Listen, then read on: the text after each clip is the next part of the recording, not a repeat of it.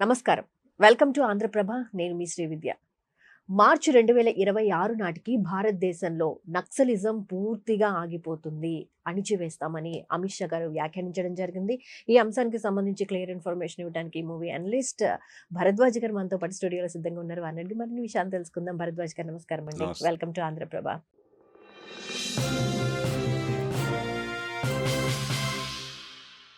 Sir, Amit Shah గారి వ్యాఖ్యలు నక్సలిజాన్ని పూర్తిగా నామరూపాలు లేకుండా చేసేస్తాం మార్చి 2026 నాటికి, అంటే డేట్తో సహా 26 అంటే 2026 సంవత్సరము మార్చి నెలలో కంప్లీట్ చేసేస్తామని చెప్తున్నారు.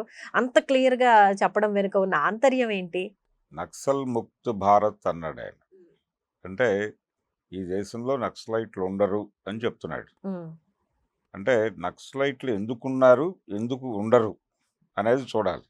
అసలు నక్సలిజం ఎందుకు ఆవిర్భవించింది, ఇప్పుడు ఎందుకు ఉండదు అని అంటున్నాడు ఈయన. అంటే ప్రజలలో వాళ్ళ పట్ల ఆదరణ తగ్గిపోతే వాళ్ళు ఉండరు. రెండు కోణాలు ఉంటాయి కదా సార్? రెండు ఉన్నాయి. ఇప్పుడు ప్రజలలో వాళ్ళ పట్ల ఆదరణ చనిపోతే వాళ్ళు చనిపోతారు. అలా కాకుండా వాళ్ళని నిర్మూలిస్తాను అంటున్నాడు ఈయన. నిర్మూలన అనే పదం చాలా స్పష్టంగా వాడుతున్నాడు ఆయన. వాడుతూ ఆఖరి మావోయిస్టుని చంపే వరకు ఆపరేషన్ కగార ఆగదు అని చెప్తున్నాడు ఆయన. ఆపరేషన్ కగార అనే పేరుతో ఒక ప్రోగ్రాం జరుగుతోంది. ఈ ప్రోగ్రాంలో భాగంగా వాళ్ళు మావోయిస్టుల్ని ఎలిమినేట్ చేసేటువంటి ప్రయత్నం చేస్తున్నారు భౌతికంగానే. ఇప్పుడు అందులో భాగంగానే ఇక్కడ ములుగు ప్రాంతంలో కర్రెగుట్టల్లో ఒక కూంబింగ్ ఆపరేషన్ జరుగుతోంది. ఈ కూంబింగ్ ఆపరేషన్ ఎందుకు జరుగుతోంది? ఒకవైపు వాళ్ళు చర్చల ప్రతిపాదనతో ముందుకు వస్తున్నారు. అంటే మేము ప్రభుత్వంతో చర్చలు జరపడానికి సిద్ధంగా ఉన్నాము అంటున్నారు. సీజ్ ఫైర్ అంటే మేము కాల్పులు విరమణ పాటిస్తున్నాము, మేము ఎవరిని కాల్చము, తుపాకులు పక్కన పెట్టేస్తాం, వచ్చి ప్రభుత్వంతో చర్చలు జరపడానికి మేము సిద్ధంగా ఉన్నామంటే ప్రభుత్వం అంగీకరించటం లేదు.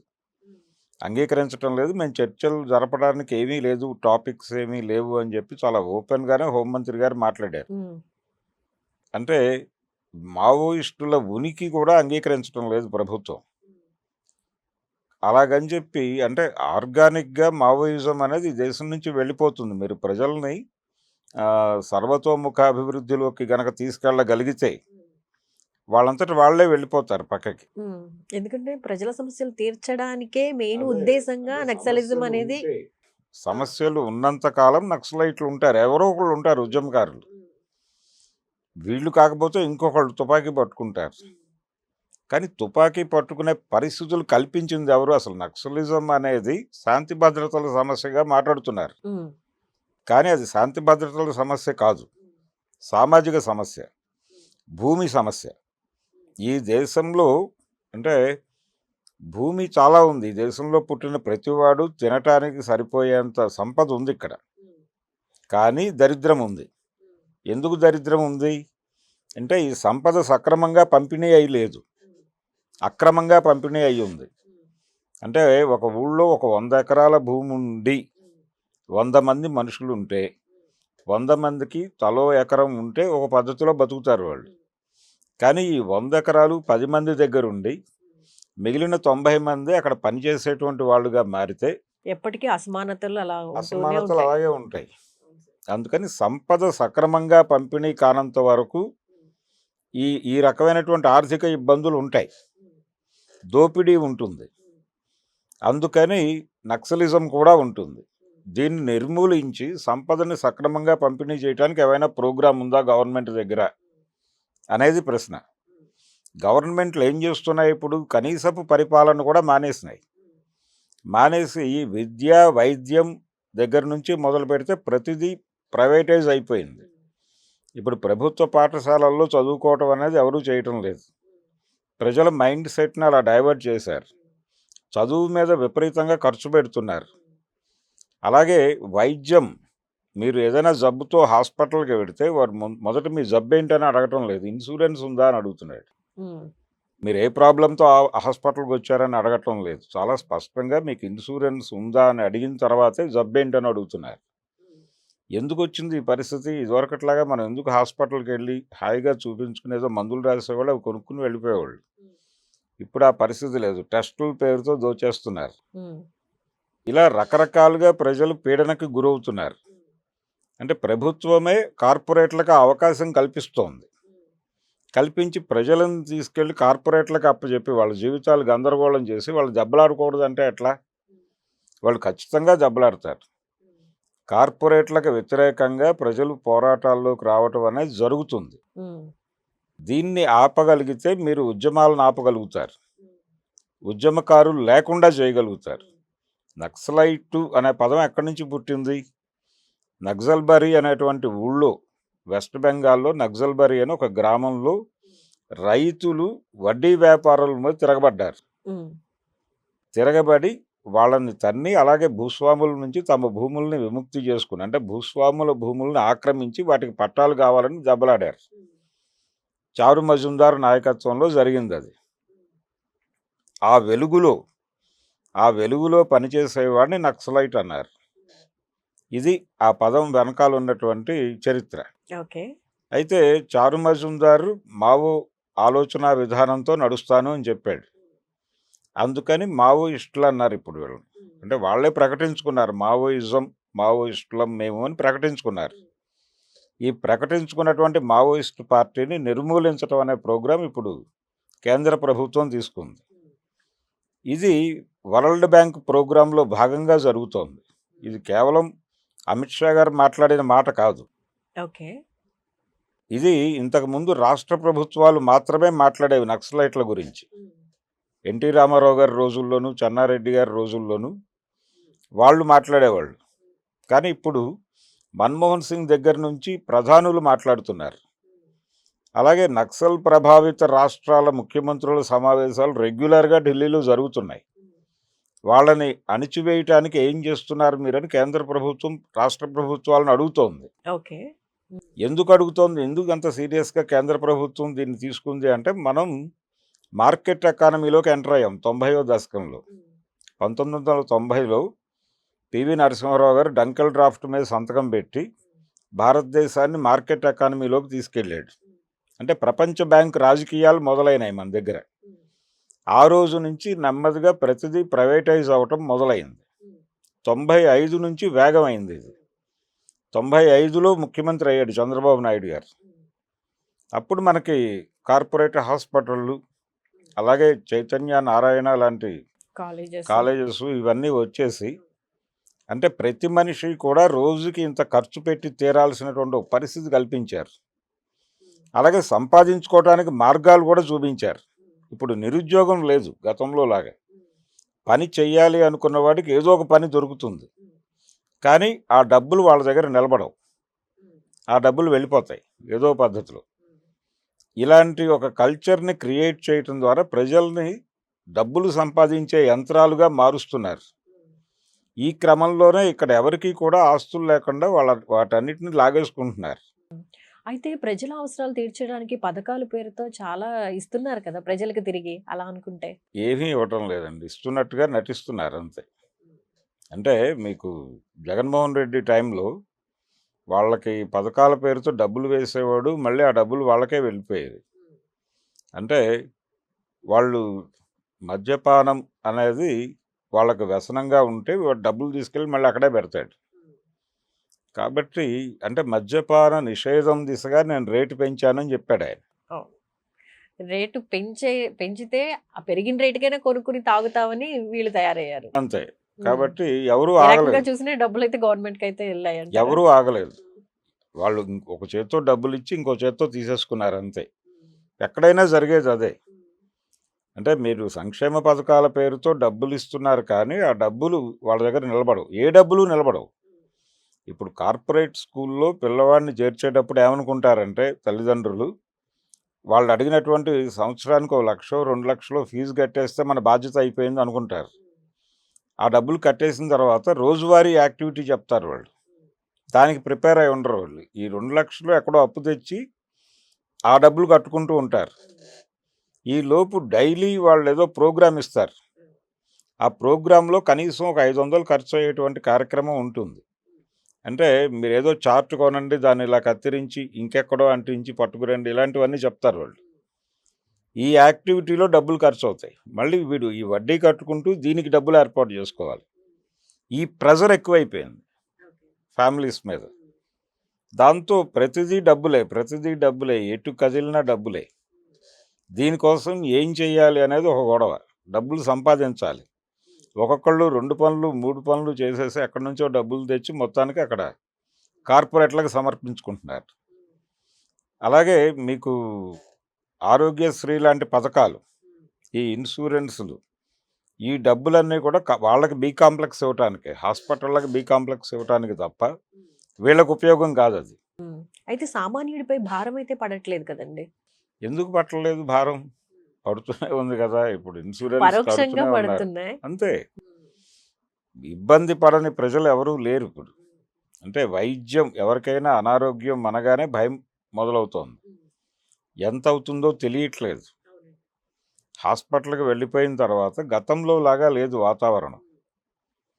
కనీసం అంటే ప్రతిదీ టెస్ట్ చేయకుండా ఏది చేయట్లేదు వాళ్ళు. ఈ టెస్టుల పేరుతో విపరీతంగా డబ్బులు వెళ్ళిపోతున్నాయి. అంటే ఒక హాస్పిటల్ వాడు ఒక మిషన్ తీసుకొస్తే రోజుకి ఇంతనే ఆ మిషన్కి డబ్బులు పే చేయాలి వాడు. అందుకని తన దగ్గరకు వచ్చినటువంటి పేషెంట్లు వాళ్ళకి ఆ జబ్బు ఉన్నా లేకపోయినా కానీ ఆ మిషన్ మీదకి ఎక్కిస్తున్నారు వాళ్ళు. ఎక్కించడం ద్వారా అతని గోల్ ఒకటి ఉంటుంది. ఆ టార్గెట్ రీచ్ అవ్వాలి అతను. దానికి వీళ్ళని వాడేస్తున్నాడు. ఇటువంటి ఒక విచిత్రమైన పరిస్థితిలోకి వెళ్ళిపోయాం. అంటే గతంలో డాక్టర్లు వచ్చినటువంటి పేషెంట్ పట్ల దయతో వ్యవహరించేవారు. సాధ్యమైనంత వరకు తక్కువ డబ్బుల్లో బయటకు పంపించే ప్రయత్నం చేసేవారు. గవర్నమెంట్ హాస్పిటల్లో ఆ రకమైనటువంటి పద్ధతి ఉండేది. రూరల్ డిస్పెన్సరీస్ ఉండేవి గ్రామాల్లో. ఆ రూరల్ డిస్పెన్సరీకి వెళ్తే డబ్బులేమి తీసుకునేవాళ్ళు. ఒక్కొక్కసారి వాళ్ళే ఎదురు డబ్బులు ఇచ్చి పంపించేవాళ్ళు. డబ్బులు లేవయ్యా టాబ్లెట్లు కొనుక్కోవడానికి అంటే డాక్టర్ గారే ఏదో 10 రూపాయలు 15 రూపాయలు చేతిలో పెట్టి ఏదో ఒకటి కానీ అని చెప్పేవాళ్ళు. ఇప్పుడు ఆ పరిస్థితి లేదు. పూర్తి వ్యాపారమే. ఇలా వ్యాపారంగా మారిపోవటమే మార్కెట్ ఎకానమీ. అందుకని మార్కెట్ ఎకానమీలోకి జీవితాలు వెళ్ళిపోయిన తర్వాత గందరగోళం అయిపోతుంది. ఈ గందరగోళంలో నుంచి ఉద్యమాలు పుడుతున్నాయి. కాబట్టి ఈ ఉద్యమాలను అణిచేస్తామని చెప్తున్నారు వీళ్ళు. ఉద్యమాలను అణిచేయటం కాదు, ఉద్యమాలు వచ్చేటువంటి పరిస్థితులను మీరు కంట్రోల్ చేసే స్థితిలో ఉన్నారా అంటే ప్రభుత్వాలు ప్రజల్ని గాలికి వదిలేసి వీళ్ళు కార్పొరేట్లని ఫెసిలిటేట్ చేసేటువంటి ఏజెన్సీలుగా మారిపోయినాయి. గవర్నమెంట్లు మారిపోవటం వలన ప్రజలకు తిప్పలు తప్పట్లేదు. ఈ తిప్పలు ఉన్నంతకాలం ఉద్యమాలు ఉంటాయి. ఇప్పుడు వీళ్ళు ఏం చేస్తున్నారంటే స్ట్రైట్ అవే వెళ్ళి చంపేస్తామంటున్నారు. అంటే ఎవరైనా మావోయిస్ట్ అంటే వాళ్ళని తీసుకెళ్ళి కాల్చి చంపేస్తారు. మనకి తెలుగు రాష్ట్రాలలో మొదటి ఎన్కౌంటరు అల్లూరి సీతారామరాజుది 23-24లో జరిగింది. ఆ ఎన్కౌంటర్ 1924లో జరిగింది. నిజానికి ఆ టైంలో ఆయన సరెండర్ అయిపోవడానికి సిద్ధంగా ఉన్నాడు. అంటే అప్పుడు కూడా ఇదే పరిస్థితి. 100 ఏళ్ల క్రితం ఓకే 100 ఏళ్ల క్రితం కూడా ఇదే పరిస్థితి. ఆయన మన్యంలో ఉన్నాడు. అప్పుడు విశాఖ మన్యంలో 2 బ్రిటిష్ ఆఫీసర్లను చంపాడు ఆయన.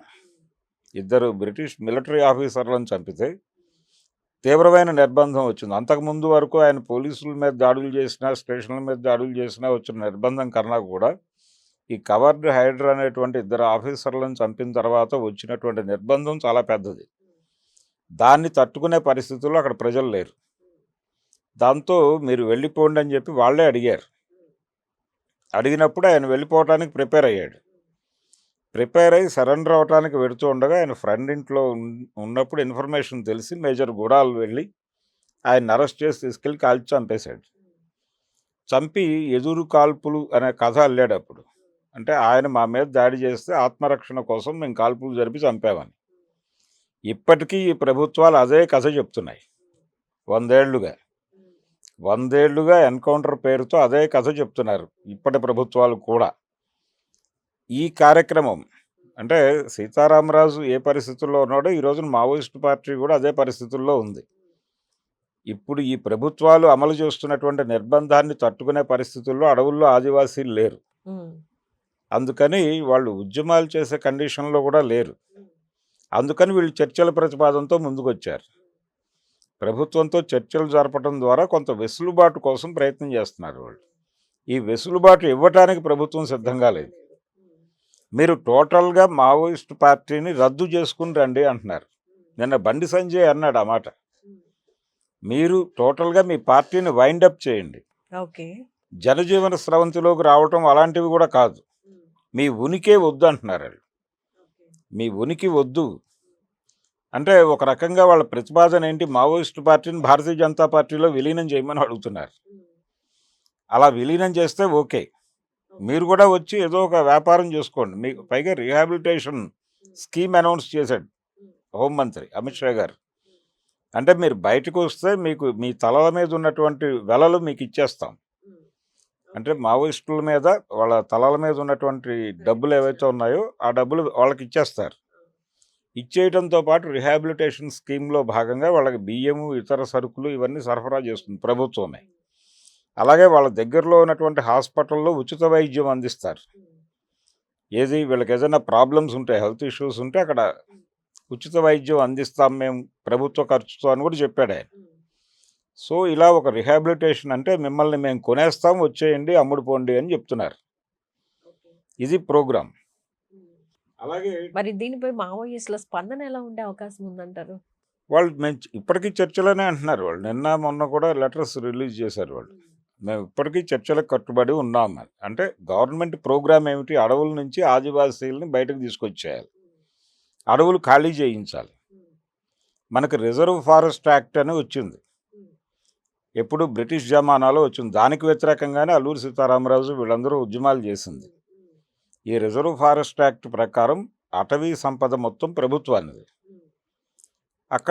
అక్కడే పుట్టి బతుకుతున్నారు కాబట్టి వాళ్ళకి బతికే వెసులుబాటు కల్పిస్తారు. అంతే తప్ప అది వాళ్ళ ఆస్తి కాదు, వాళ్ళ హక్కు కాదు, వాళ్ళ ఆస్తి కాదు. వాళ్ళకి అక్కడ బతికే హక్కు ఉంది వాళ్ళకి, అంతవరకే తప్ప అటవీ సంపద మీద వాళ్ళకి అధికారం లేదు. వాళ్ళ పరిధిలో వాళ్ళు బతకచ్చు, ఇది వాళ్ళ పరిస్థితి. ఇప్పుడు అడవుల నుంచి ఆదివాసీలను బయటకు తీసుకొచ్చి అడవుల్ని పూర్తిగా కార్పొరేట్ కంపెనీలకు అప్పచెప్పేటువంటి ఒక కార్యక్రమం జరుగుతోంది. అందుకోసమని వాళ్ళని బయటకు తీసుకురావడానికి ఏం చేస్తున్నారంటే వాళ్ళందరినీ మావోయిస్టులని ముద్రేస్తున్నారు. ఆదివాసీలందరినీ ముద్ర వేసి వాళ్ళని ఆదివాసీలని అరెస్ట్ చేసి వాళ్ళని తీసుకొచ్చి ఇక్కడ సరెండర్ చేస్తున్నారు మావోయిస్ట్ అకౌంట్లో. మావోయిస్ట్ పార్టీకి ఇచ్చే రిహాబిలిటేషన్ డబ్బులు వాళ్ళకి ఇస్తున్నారు. ఇచ్చి రిహాబిలిటేషన్ ప్రోగ్రాంలో భాగంగా ఎక్కడో డబుల్ బెడ్రూమ్ ఇళ్ళు, సింగిల్ బెడ్రూమ్ ఇళ్ళు కట్టేసి అక్కడికి తీసుకెళ్ళి అకామిడేట్ చేస్తున్నారు వీళ్ళని. అలా అడవులు ఖాళీ చేయటం అనే కార్యక్రమం జరుగుతోంది. వాళ్ళకి అండగా ఉండి ఇంతకాలం అక్కడ పోరాటం చేసినటువంటి నక్సలైట్లనేమో చంపేస్తున్నారు. చంపేయటం లేదు, మీరు బయటకు వచ్చి సరెండర్ అయిపోండి. సరెండర్ అయిపోయి అసలు ఇంకా ఆ పార్టీ ఉనికి వద్దు, ఉద్యమకారులు అనేటువంటి ఉద్యమాలు చేయటం అనే కార్యక్రమం వద్దు. మీరు పూర్తిగా లొంగిపోయి మీ బతుకు మీరు బతకండి, కావాలంటే మీకు కూడా మేము ఏదైనా ఇవి ఏర్పాటు చేస్తాం, మీరు ఏవైనా వ్యాపారాలు చేసుకుంటారంటే లోన్స్ కూడా ఇస్తామని చెప్తున్నాడు ఆయన. కాబట్టి నక్సల్ ముక్త్ భారత్ అంటున్నాడు అమిత్ షా. చంపేస్తాం, ఆఖరి మావోయిస్టులను చంపే వరకు ఈ ఆపరేషన్ కగారు ఆగదు అని చాలా స్పష్టంగా చెప్తున్నాడు ఆయన. కాబట్టి ఇప్పుడు ప్రోగ్రాం అంతా మీకు అర్థమై ఉండాలి. ప్రజలు ఇలాగే ఉంటారు, ప్రజలు ఈ కష్టాల్లోనే ఉంటారు, ప్రజల్ని వీళ్ళు ఇలాగే పీక్కు తింటారు. నేను ఇందాక చెప్పినట్టుగా కార్పొరేట్ కంపెనీలకి ప్రజల్ని ఎరగా వేస్తున్నారు. ఎరగా వేసి వీళ్ళల్లో ఎక్కడైనా ఆగ్రహావేశాలు వస్తే ఎమోషనలైజ్ చేయడానికి మతాన్నో మరోదాన్నో వాడతారు. ఈ కార్యక్రమానికి అలవాటు పడిపోయారు వీళ్ళు.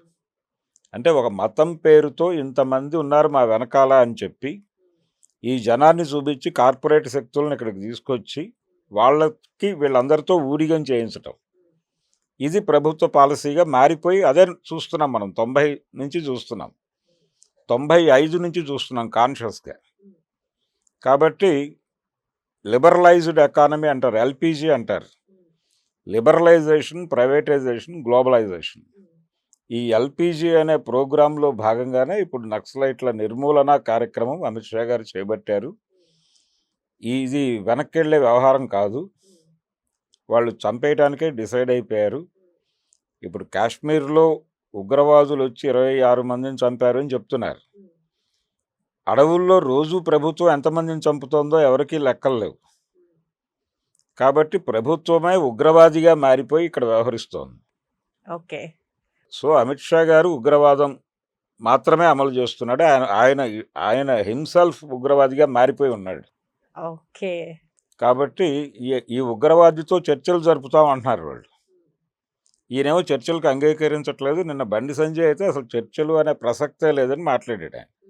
అది పార్టీ స్టాండే. పార్టీ స్టాండ్ కాదు, వాళ్ళ గవర్నమెంట్ స్టాండ్ అది. వీళ్ళ ప్రెజర్ కాదు, అది వరల్డ్ బ్యాంక్ ప్రెజర్. ఓకే. ఈ వరల్డ్ బ్యాంక్ ప్రెజర్ వల్లనే ఆ రోజున కాంగ్రెస్ పార్టీ కూడా అదే చేసింది. నక్సలైట్ల అణిచివేతకి వీళ్ళు వాళ్ళు అని కాదు, ఆ రోజున కాంగ్రెస్ పార్టీ చేసిన పని కూడా ఇదే. చర్చల పేరుతో వాళ్ళని బయటకు తీసుకొచ్చి చంపినటువంటి చరిత్ర ఉంది కాంగ్రెస్ పార్టీకి. వైఎస్ రాజశేఖర రెడ్డి గారు చిన్నారుట్ల అనే గ్రామం నుంచి వీళ్ళని బయటికి రప్పించి చర్చల పేరుతో ఒక చిన్న డ్రామా ఆడారు. అప్పుడు జానారెడ్డి గారు హోంమంత్రిగా, రాజశేఖర రెడ్డి గారు ముఖ్యమంత్రిగా ఉండగా 2004లో జరిగిన ఎన్నికల్లో వైఎస్ రాజశేఖర రెడ్డి గెలిచాడు. కానీ నిజానికి గెలిచింది వైఎస్ రాజశేఖర రెడ్డి కాదు, పీపుల్స్ వార్ పార్టీ గెలిచింది ఆ ఎన్నికల్లో. అంటే ఆ ఎన్నికల్లో చంద్రబాబు నాయుడు గారు రెఫరెండంకి వెళ్ళాడు. ఆయన ముఖ్యమంత్రిగా ఉన్నాడు, ఆయన మీద అలిపిరిలో దాడి జరిగింది. అలిపిరిలో మందుపాతర పేలింది, ఆయన లక్కీగా బయటపడ్డాడు దానిలో నుంచి. బయటపడిన తర్వాత ఈ నక్సలైట్ల హింస మీద నేను రెఫరెండంకి వెళ్తున్నానని ముందస్తు ఎన్నికలకు వెళ్ళాడు. అంటే నక్సల్స్ వర్సెస్ చంద్రబాబుగా జరిగింది ఎన్నికలు. ఆ ఎన్నికల్లో నక్సల్స్ ఎజెండానే మా ఎజెండా అని చెప్పి కాంగ్రెస్ పార్టీ ప్రచారం చేసుకుంది. మేము అధికారంలోకి వస్తే నక్సలైట్లతో చర్చలు జరుపుతాం, వాళ్ళు చెప్తున్నటువంటి ఇష్యూస్ అన్నీ సాల్వ్ చేస్తాం, అంటే భూపంపకాలతో సహా. అంటే నక్సలైట్లు ఆధ్వర్యంలో ప్రజలు ఆక్రమించుకున్నటువంటి భూములన్నిటికీ పట్టాలు ఇస్తాం లాంటి వాగ్దానాలు కూడా చేశారు వీళ్ళు. చేస్తే నక్సల్ సానుభూతి పరుల ఓట్లన్నీ వీళ్ళకే పడ్డాయి, కాంగ్రెస్ పార్టీకి. గెలిచారు, ముఖ్యమంత్రి అయ్యాడు ఆయన YS Rajasekhara Reddy. On behalf of నక్సలైట్లు ఆయన ముఖ్యమంత్రి అయ్యాడు. అయిన తర్వాత అనివార్యంగా చర్చలు అన్నాడు, చర్చలకు వాళ్ళు వచ్చారు, కానీ చిత్తశుద్ధి లేదు ఆయనకి. వెరీ ఫస్ట్ డే చర్చలు ప్రారంభమైన రోజే వాళ్ళు వ్యతిరేకించినటువంటి పులిచింతల ప్రాజెక్టుకి శంకుస్థాపన చేశాడు వెళ్ళి ఆయన. అంటే అదే ఇండికేషన్, నాకు ఈ చర్చల పట్ల చిత్తశుద్ధి లేదు అనేది అదే ఇండికేషన్. అక్కడి నుంచి వీళ్ళు పెట్టిన ఏ ప్రతిపాదనని ప్రభుత్వం ప్రాపర్గా అర్థం చేసుకోలేదు, అమలు చేస్తారని హామీ కూడా ఇవ్వలేదు. వాళ్ళు ఇంత భూమి ఉంది, మేము ఇన్ని ప్రాంతాలలో భూ ఆక్రమణ పోరాటాలు చేశాం, కాబట్టి వాటికి పట్టాలు ఇవ్వండి అని అడిగారు. ఓకే. అడిగితే లేదని చెప్పారు వాళ్ళు. కష్టం, మేము పరిశీలిస్తాం దీన్ని, అంటే రెవెన్యూ డిపార్ట్మెంట్తో లింక్ అయి ఉన్నటువంటి వ్యవహారం కాబట్టి మేము పర్సూ చేసి మీకు ఏ విషయం చెప్తాం, ఇది తేలితే కానీ ఫర్దర్గా చర్చలు లేవన్నారు వాళ్ళు. అందుకని మళ్ళీ మాట్లాడదామని చెప్పి చర్చలు వాయిదా వేసి పంపించేశారు. పంపించిన తర్వాత వీళ్ళు అడవుల్లోకి వెళ్ళి ఎన్కౌంటర్లు చేసి మొత్తాన్ని చంపేసి ఆంధ్రప్రదేశ్లో చివరి నక్సలైట్ని చంపేస్తాను అన్న పద్ధతిలోనే వ్యవహరించాడు వైఎస్ రాజశేఖర రెడ్డి గారు. ఇప్పుడు ఆయనకి భిన్నంగా అమిత్ షా గారు ఏమీ వ్యవహరించడం లేదు. ఇంకా 1 ఇయర్ టైం ఉంది యాక్చువల్లీ. ఈ 1 ఇయర్లో ఏం జరుగుతుంది అనేది చూడాలి. అంటే వాళ్ళైతే చంపేయడానికి సిద్ధంగా ఉన్నారు. వీళ్ళు చర్చల పేరుతో తిరిగి ఒక చిన్న, అంటే ఒక బ్రీతింగ్ స్పేస్ కోరుకుంటున్నారు వాళ్ళు. కొంచెం ఊపిరి పీల్చుకోవడానికి ఒక సానుకూలత, దాని గురించి ప్రజా సంఘాలని అలాగే ఇతర పార్టీలని వాళ్ళ ద్వారా గవర్నమెంట్ మీద ప్రెజర్ తీసుకొచ్చే ప్రయత్నం చేస్తున్నారు. ఇప్పుడు ప్రతి ఊళ్ళోనూ ఊరేగింపులు జరుగుతున్నాయి, ప్రతి ఊళ్ళోనూ అఖిలపక్ష సమావేశాలు జరుగుతున్నాయి. ప్రతి పార్టీ కూడా డిమాండ్ చేస్తుంది కాంగ్రెస్ పార్టీతో సహా, చర్చలు జరపండి అని అంటున్నారు. ఈ ప్రెజర్కి గవర్నమెంట్ ఏమైనా లొంగి వస్తుందేమో అని ఆశగా చూస్తున్నారు వాళ్ళు. కానీ అలా లొంగే పరిస్థితుల్లో గవర్నమెంట్ లేదు. ఇది పరిస్థితి. అందుకని ఆఖరి మావోయిస్టుని చంపే వరకు ఆపరేషన్ కగార్ ఆగదు అనే పద్ధతిలోనే అనుకోవాలి. ఓకే అండి, thank you so much. Thank you.